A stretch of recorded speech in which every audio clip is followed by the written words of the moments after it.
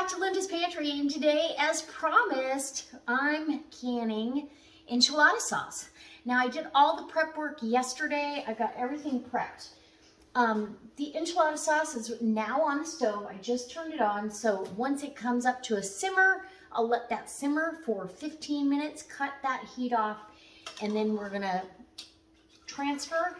And in this pot, I've got a quart and a half, about a quart and 3/4 of chicken bouillon. Chicken or water that I have flavored with the chicken bouillon. I got it up to just a really nice sipping broth. So plenty of salt, plenty of seasoning. That is going to help season our peppers for the enchilada sauce. So now I'm doing cumin. I want cumin, ground cumin in there. And oregano. You need Mexican oregano. And I'm going to use a heaping tablespoon of the Mexican oregano down. And I don't think I'm going to add any. I was going to add some salt, but I don't think I am. I am going to, though, add some pepper. This is a ½ teaspoon. I'm going to add a full teaspoon of pepper. If we need any more salt, I'll add some more chicken bouillon. So we're going to let this sit and get this cleaned up, and we'll be ready to go. All right, I will bring you back when we're when we're actually immersion blending the peppers, and then we're going to strain them off, and then we're going to heat that back up, and we're going to have the most luxurious, succulent enchilada sauce. It's so good. I can drink it. It's that good. All right. And yeah, don't forget to check my Tupperware link down below.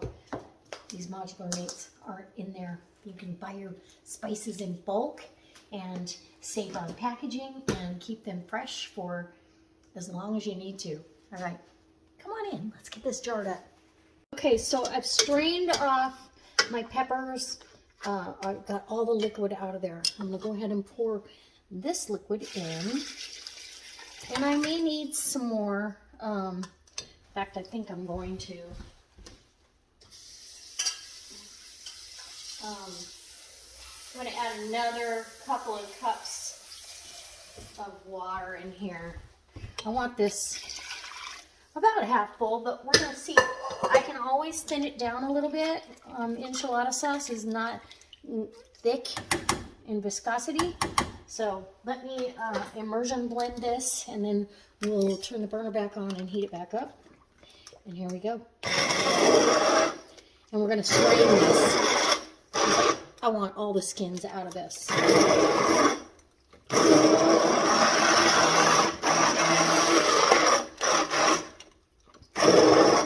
Here we go. I'll be back. Okay, so I poured the sauce out. And it's a little bit thick. I may thin it down a little bit, but I'm gonna go ahead and put this through the sieve. This is a fine sieve, and I'll get that all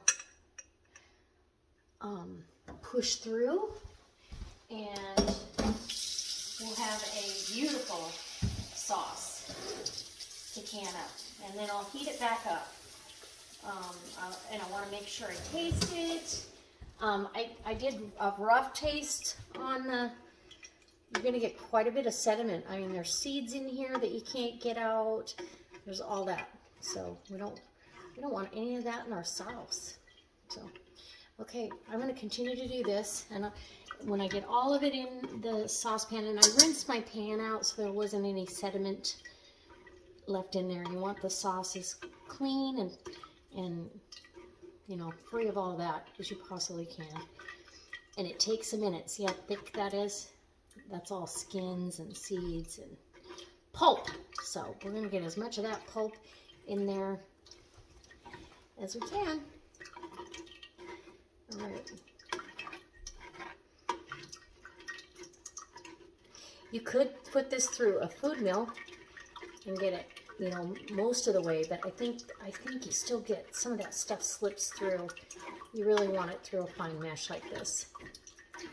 Okay, It's a little bit of spending some time with, it's therapeutic though, spending time with your enchilada sauce. Okay, so it's all strained off, and look how silky and smooth that is. It's just beautiful. I'm going to take a taste. I did add a little bit more cayenne, so probably close to a teaspoon of cayenne, because I want it spicy. It's got plenty of salt. There's a back note of cumin. It's good. It's got a little bit of a smoky flavor to it. I really like it. Okay, I'm hoping I'm going to get 7 pints, but I'm doubtful. It looks like, I don't know. We'll see. Hopefully I get 7 pints because there was a lot of fiber. Anyway, I'm going to heat this back up. I've got my canner started warming up. My jars are warm and clean, and I'm going to heat up some water for my lids because Tattlers need to be heated up, and the other ones, I don't mind them if they're a little soft. It's an old habit. Old habits die hard around here.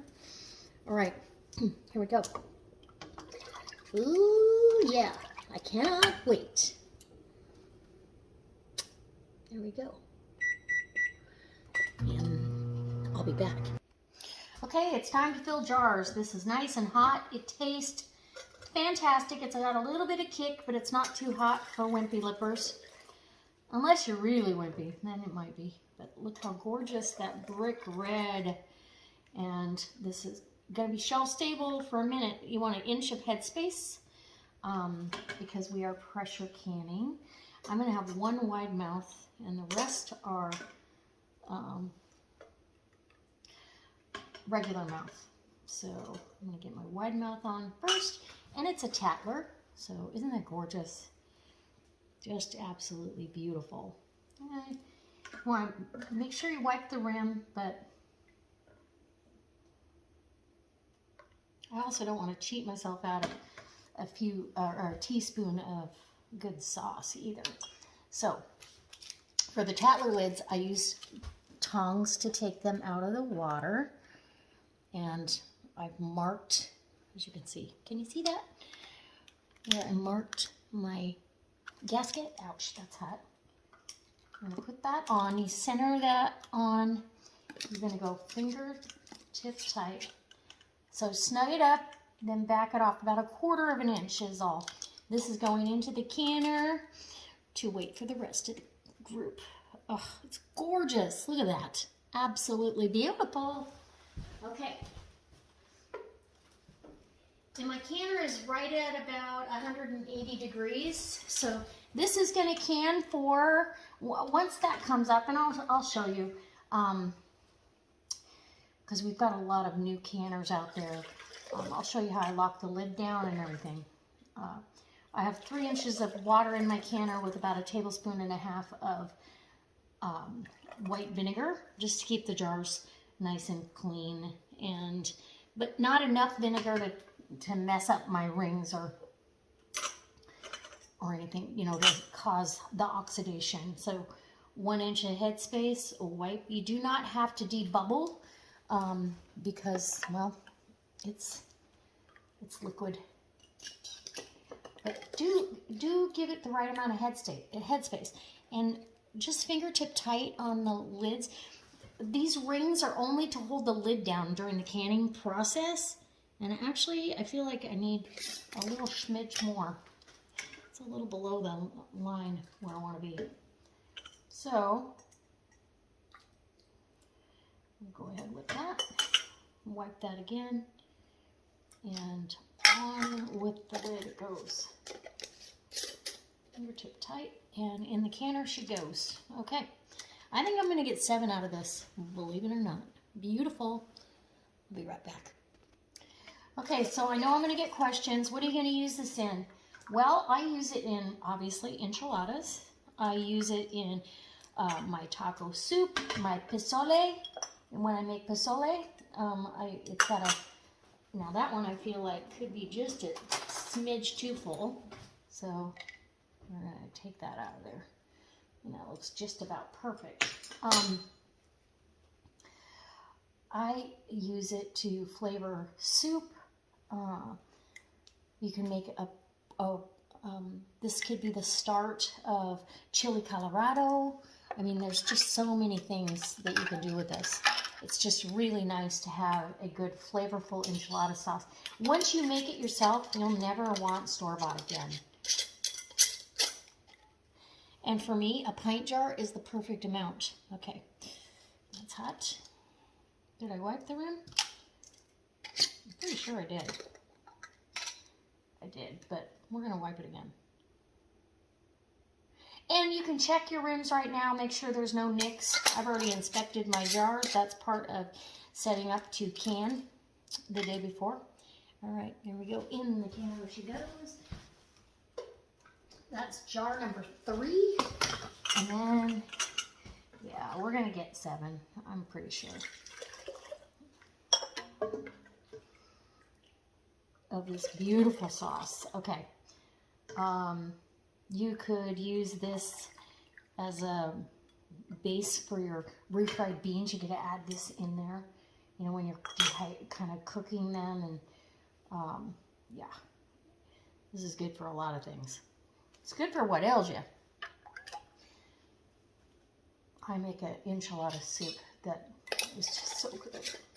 And then top it with some shredded cabbage. It's almost like pozole. Oh, I don't need that. I need these. All right, off we go to the canner, hi-ho. And I'm probably going to pull some water out of that canner, only because I feel like it might be too full. Sometimes that little canner gets a little full. Ooh, we might not get 7. We might just only get 6 jars, which is, that's okay too. We're going to find out, right? And that one is too full. So make sure if you've got any splatters, like on my canning mat here, I have a little bit of splatter. I'm going to go ahead and I'll be pre-treating that. You want to pre-treat it with a stain remover because it will stain it for good if you bake it in there.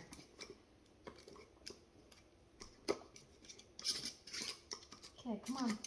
My ring is, there we go. And off we go. Tattlers, reusable lids. I have a link down below for the Tattler lids in my Amazon store. If you're not familiar with Tattlers, reusable. The lids themselves, the flats, the white part, last indefinitely. The gaskets, they say 10 or more canning sessions. So I've got 6 jars here. I'm not going to have quite 7. I don't think, but maybe. And honestly, it's such a concentrated broth. Ooh, look at that. I'm going to add enough water to make that a real thing. I'm going to fill that up with water. It'll be fine. All right. So there we go. 7 pints. Going to be absolutely wonderful. Yeah, just a little bit of water. Thin that down a little. Okay, so I've got all 7 jars in the canner. 7, beautiful. And the water, I pulled out some of the extra water in here because I don't necessarily want these jars submerged in the water. It's not water bath canning. So I did pull about a quart of water out of there. You're gonna line your lid up, and I've already done all my inspections. So you line that lid up and get that lip underneath. There's a lip, you know, a little clip that lips underneath there. You want to make sure that's all lined up. Then across from each other, pull your thumb screws up and just set them in place, basically. We're not tightening it down just yet. And back here, and the safety features on this canner, there's a little rubber gasket right here. If for some reason you let this canner get up to way past the danger zone, that would blow, and of course everything in the canner would be all over your ceiling, I'm pretty sure, and your kitchen, but it wouldn't explode. Does that make sense? So this is going to be like this. I've got it right about 6 on my burner. I'm going to let it come up slowly. When it starts venting steam out of this petcock, and I check to make sure I can see daylight through it. When that starts venting a steady stream of steam, we're going to go ahead and time that for 10 minutes. And then after that 10 minutes is over, I will put my 10-pound weight on. And it's 10 pounds because of my altitude. I'm 242 above sea level. And so I will put the 10-pound weight on, and we'll wait till it comes up. When it comes up to pressure, it's 11 pounds on the dial gauge. When it starts jiggling, it's releasing pressure because the inside of the canner is now at 10 pounds. So it's got to release some steam, so it'll go, and you need it to do that a couple times a minute to make sure that you are staying up to pressure. I also keep an eye on this dial gauge. So that's what we're doing right now, and we'll be back. Oh, I can't wait. I'm so excited. Okay, so this vented for 10 minutes. I put my weight on, and it's bobbling. We're at 11 pounds on the dial, and I've turned you're regulating your fire, so you can it's going to release pressure every so often. A couple times a minute is fine. Getting ready to release. It just, the more gentle you are and slow moving with the canner, the less you're going to have siphoning. Anyway, this will can for 50 minutes. See that? That's what you want. Just a gentle rocking, and it's releasing that pressure, and then it'll stop and do its thing again. See? So that's perfect. All right, we'll be back in 50 minutes. So I just want to go over a couple of things. Once I take this weight off, you know, and there's no more pressure in there, I take the weight off. The dials come down to 0. On, you know, let's say a Presto canner, your lock that pops up would fall, and you are able to undo the lid. Now, I'm not going to take the jars out yet. I'm actually going to let some of that steam release out of the canner. So I kind of get the lid cattywampus to, whoops, just like that. So it's off a little bit on this one side to let some steam out. It's extremely hot. I'm looking down in the water, and the water looks clear. So that means we don't have any siphoning. We want to keep it that way. I've got a live coming up here in a few minutes, so I'm going to let this sit for about 10 minutes, just like this, and then I'm going to pull the jars out, tighten down those tattlers, and let these jars rest on the counter until, well, probably right before bed.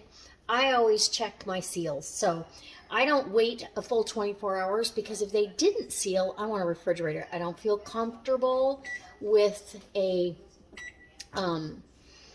you know, a product sitting. It wouldn't be so bad with enchilada sauce, but meat and stuff like that, I really don't like it sitting there all night at room temperature and then find out that it didn't seal, if that makes sense. So I'll be back as soon as we can get these jars out. And I can already see one of the tattlers is sucked down, so we're gonna have a good seal on all these, I'm pretty sure. All right, I'll be back, but I'll let you know if we don't. Okay guys, so it's been sitting here for about 10 minutes. I want to get the tattlers out of here. I've got 4, and they all look like they've sucked down. You can kind of tell it's going to suck down. Yeah, the water is perfectly clear. Look at that deep dark brick color. It's beautiful. So I guess you can't see, but I take a nice bar mop towel and crank that lid down. If there was any hissing or any noise coming out of that jar, I wouldn't touch it. I'd probably leave it in the canner, and then when it cooled down all the way, figure it out. But you don't want any mishaps.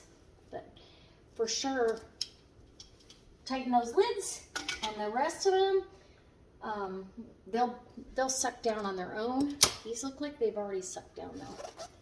But, oh, it's so gorgeous. I'm super excited about having this on the shelf again.